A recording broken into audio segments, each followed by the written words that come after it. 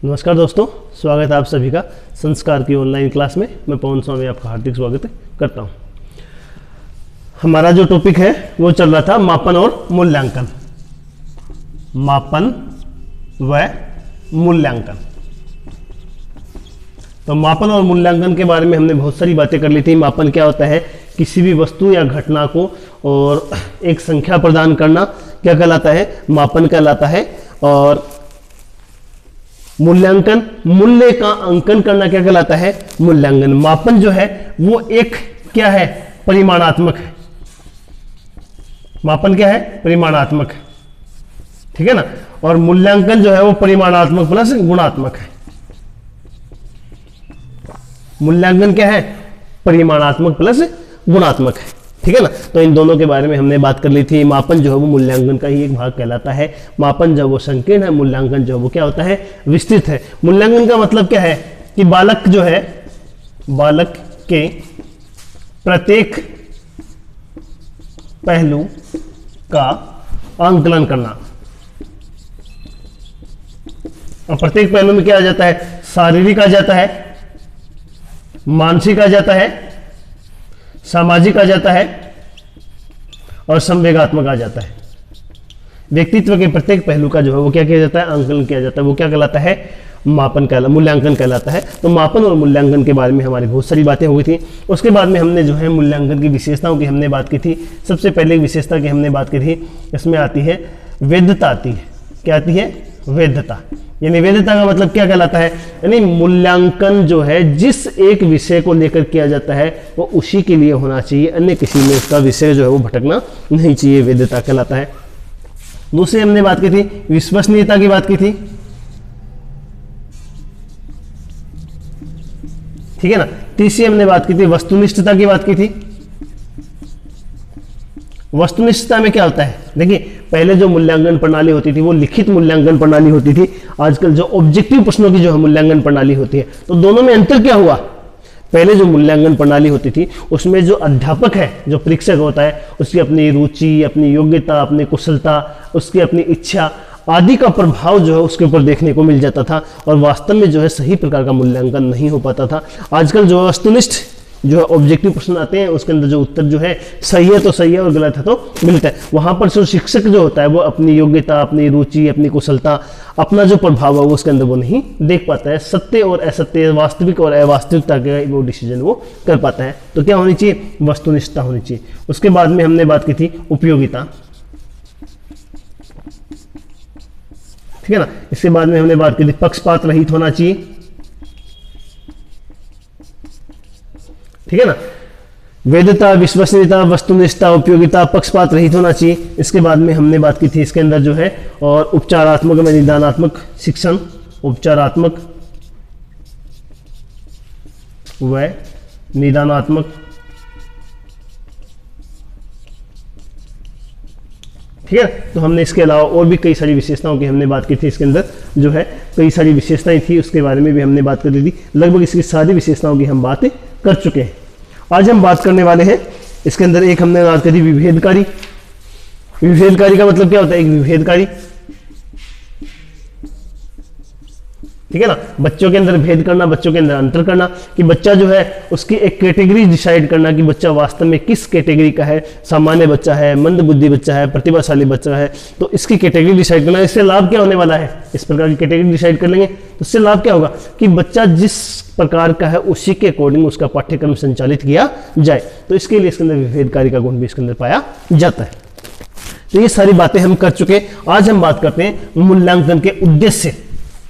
अगला पॉइंट हमारा होगा, लास्ट पॉइंट होगा मूल्यांकन के संबंध में। आज हम बात करते हैं मूल्यांकन के उद्देश्य। भाई मूल्यांकन है वो क्यों किया जाए, इससे क्या फायदे होते हैं, इसका क्या उद्देश्य होता है, इसका क्या महत्व है। तो मूल्यांकन के उद्देश्य, आज हम बात करने वाले मूल्यांकन के उद्देश्य की हम बात करने वाले। देखिए, सबसे पहले हम बात करते हैं कि मूल्यांकन से जो है वो क्या फायदा होता है, इसका क्या क्या उद्देश्य होता है। तो मूल्यांकन करने से बालक की रुचि, योग्यता, कुशलता, कार्यक्षमता, के विषय में जानकारी मिलती है,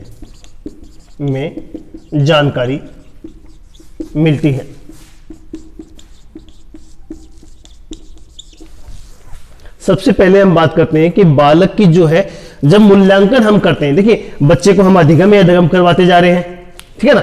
और एक शिक्षक केंद्रित जो शिक्षा होती है, शिक्षा जो है उसको हम दो प्रकार से देखते हैं, एक तो बाल केंद्रित शिक्षा और दूसरी शिक्षक केंद्रित शिक्षा। तो यहाँ पे जो शिक्षक केंद्रित शिक्षा है उसके अनुसार अगर हम बच्चे को अधिगम करवाते जा रहे हैं, लिखाते जा रहे हैं, पढ़ाते जा रहे हैं, हमने कभी ये नहीं सोचा कि बालक की जो रुचि है वो कौन से विषय में है, कौन से क्षेत्र में है, उसकी योग्यता क्या है, उसकी जो है कार्य कुशलता क्या है, उसकी क्षमता कितनी, हमने कभी देखने की कोशिश ही नहीं की।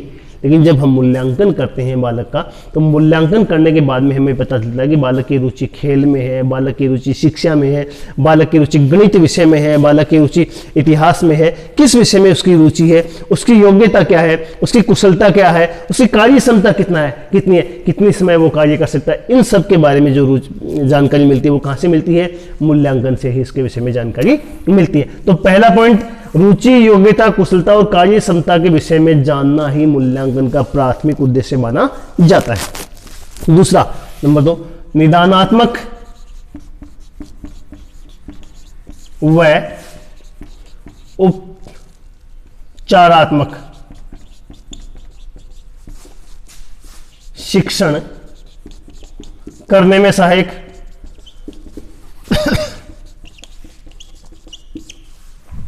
ठीक है ना।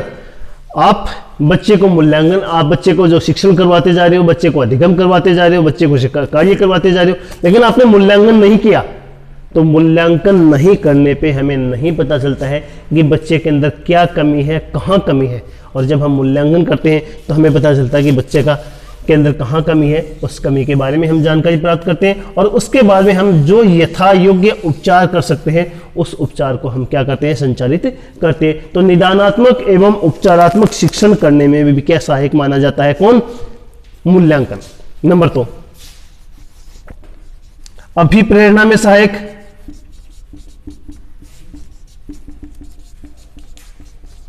मूल्यांकन जो है वो मोटिवेशन के लिए भी बहुत उपयोगी माना जाता है। किस प्रकार से उपयोगी माना जाता है, देखिए अभिप्रेरणा जो है उसके लिए क्या माना, सहायक माना जाता है, मूल्यांकन सहायक माना जाता है। बच्चे को हमने जो है उसका मूल्यांकन किया और मूल्यांकन करने के बाद में बताया कि बेटा बहुत अच्छे से तुम आगे बढ़ रहे हो, तुम्हारी जो प्रोग्रेस रिपोर्ट है वो बहुत अच्छी है। पहले तुम्हारी जो प्रोग्रेस रिपोर्ट थी वो 40% की थी और इस बार आपकी जो प्रोग्रेस रिपोर्ट है वो 50% की है।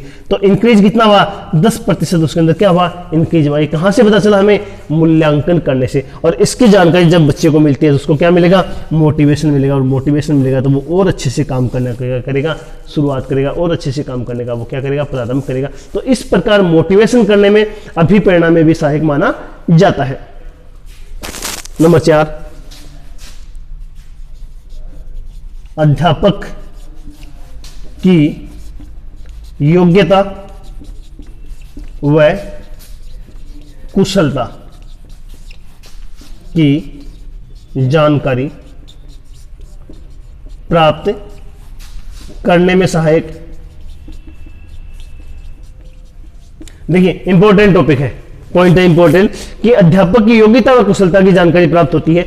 यानी एक अध्यापक जो है वो अपने विषय का ज्ञाता हमेशा से होता है, ऐसा नहीं कि उसको अपने विषय का ज्ञान नहीं है। एक अध्यापक जो है जब बच्चों को पढ़ाने आता है तो वो निश्चित रूप से मान के चलिए कि अपने विषय का जो है क्या वो एक विद्वान है, अपने विषय के अंदर वो बहुत ज्ञाता माना जाता है। अपने विषय का तो ज्ञाता वो निश्चित रूप से माना जाएगा, लेकिन वो कितना योग्य है और कितना कुशल है, कितनी कुशलता से बच्चे का वो अधिगम करवा सकता है, बच्चे को कितनी योग्यता के साथ वो हैंडल कर सकता है, इसकी जानकारी हमें कहाँ से मिलती है, मूल्यांकन करने के माध्यम से। देखिए एक एग्जाम्पल आपको देखता हूँ, एक 70% वाला बच्चा है, उसको 90% पे आराम से ले जाया जा सकता है, ठीक है ना। एक 70% का जो बच्चा है उसको 90% पे आराम से ले जाया जा सकता है, लेकिन एक 30% वाला बच्चा है उसको 60% के ऊपर लाना क्या है, बहुत ही मुश्किल काम होता है, बहुत ही कठिन कार्य होता है। और एक अध्यापक जो है अपनी योग्यता और कुशलता के द्वारा उस 30% वाले बच्चे को कहाँ पे ले आता है, 60% पे ले आता है, 70% पे ले आता है। ये क्या है, अध्यापक की योग्यता और कुशलता है, ठीक है ना। एक अच्छा बच्चा है, इंटेलिजेंट बच्चा है, होनहार बच्चा है, प्रतिभाशाली बच्चा है, वो 70% का है, 85% का है, वो अपने 5-7% अपने आप स्वतः इंक्रीज कर लेता है। अगर उसको अच्छा मोटिवेशन मिलता है तो अपने आप ही वो इंक्रीज कर लेता है। लेकिन एक 33% वाला बच्चा जो है, 30% वाला बच्चा है, फेल होने वाला स्टूडेंट है, उसको 50%, 60% में लाना भी बहुत मुश्किल और बहुत कठिन काम होता है। वो कौन कर सकता है? एक अध्यापक जो है वो कर सकता है, एक योग्य और कुशल अध्यापक ही इसके की कर सकता है। तो यहाँ पे अध्यापक की योग्यता और कुशलता के बारे में भी जानकारी किसके माध्यम से मिलती है? मूल्यांकन के माध्यम से ही मिलती है। इसके बाद में हम बात करते हैं सफलता और असफलता की जानकारी। वह असफलता की जानकारी, सफलता और असफलता के बारे में जानना है तो किसके माध्यम से जानकारी मिलती है? सिंपल सा है, लॉजिक सा है, मूल्यांकन का उद्देश्य नहीं है। सफलता और असफलता मूल्यांकन का उद्देश्य नहीं माना जाता है, लेकिन फिर भी जब हम सारे एक साथ पढ़ रहे हैं तो सफलता और असफलता को भी इसके साथ हम काउंट कर लेते हैं। अगला हम बात करते हैं 6 नंबर, शैक्षिक उद्देश्यों की पूर्ति। शैक्षिक की पूर्ति में सहायक, शैक्षिक उद्देश्य जो होते हैं उनकी पूर्ति करने में भी सहायक माना जाता है। शैक्षिक उद्देश्यों की पूर्ति कहाँ तक हुई, किस सीमा तक हुई, कौन कौन से उद्देश्य जो वो अधूरे रह गए, कहाँ तक वो पूरे हुए, इसके विषय में भी जानकारी किसके माध्यम से मिलती है? मूल्यांकन के माध्यम से ही मिलती है। नंबर 7 लास्ट पॉइंट करते हैं, विद्यार्थी की कठिनाइयों के विषय में जानना। ठीक है ना। कई बार क्या होता है कि अध्यापक जब वो क्लास में शिक्षण कार्य करवाता है और बच्चों से पूछता है, लेकिन स्टूडेंट वो नहीं बताते। लेकिन जब मूल्यांकन करता है तो वो चीज़ें सारी सामने आती है कि बच्चे को कहाँ कठिनाई हो रही है, कौन से विषय में कठिनाई हो रही है, कौन से तत्व पे, कौन से पॉइंट के ऊपर कठिनाई हो रही है, वो विषय कठिनाई जो है उसके सामने निकल कर आती है और उसके बाद में उसका क्या किया जा सकता है? उपचारात्मक एवं निदानात्मक शिक्षण उसके संबंध में किया जा सकता है। तो ये सारी बातें हम बात करते हैं। मूल्यांकन के उद्देश्य रुचि, योग्यता, कुशलता और कार्य क्षमता के विषय में जानकारी मिलती है। निदानात्मक एवं उपचारात्मक शिक्षण में सहायक माना जाता है, अभिप्रेरणा में सहायक माना जाता है, अध्यापक की योग्यता व कुशलता की जानकारी प्राप्त करने में सहायक माना जाता है, सफलता व असफलता की जानकारी के लिए भी सहायक माना जाता है, शैक्षिक उद्देश्यों की पूर्ति में सहायक माना जाता है, विद्यार्थी की कठिनाई के विषय में जानने में भी सहायक माना जाता है। तो ये थे मूल्यांकन के उद्देश्य। एक आज हम मूल्यांकन के लास्ट पॉइंट की हम बात करते हैं, मूल्यांकन के प्रकार।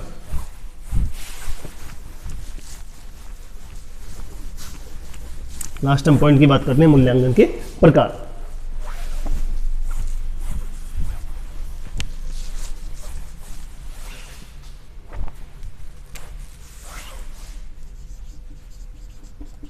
मूल्यांकन के प्रकार, कितने प्रकार का मूल्यांकन? 2 प्रकार का, परिमाणात्मक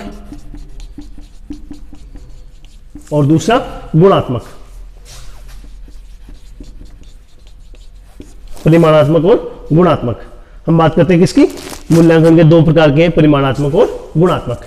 परिमाणात्मक जो मूल्यांकन होता है वो 3 प्रकार का होता है। कितने प्रकार का होता है? 3 प्रकार का होता है, लिखित, मौखिक और प्रायोगिक। ठीक है ना। मूल्यांकन के जो प्रकार है वो कितने प्रकार का? मूल्यांकन 2 प्रकार का आता है, परिमाणात्मक और गुणात्मक। परिमाणात्मक मूल्यांकन कितने प्रकार का है? 3 प्रकार का है। 3 प्रकार का है, लिखित, मौखिक और प्रायोगिक। तो इस प्रकार से हम बात करते हैं मूल्यांकन के प्रकार की। मूल्यांकन का जो हमारा जो टॉपिक है वो समाप्त होता है। किसी प्रकार का कोई डाउट हो, कोई क्वेश्चन हो तो हमें कमेंट कीजिए। ठीक है ना। और अगला टॉपिक हमारा रहेगा एनसीएफ 2005, हम बात करते हैं मंडे को।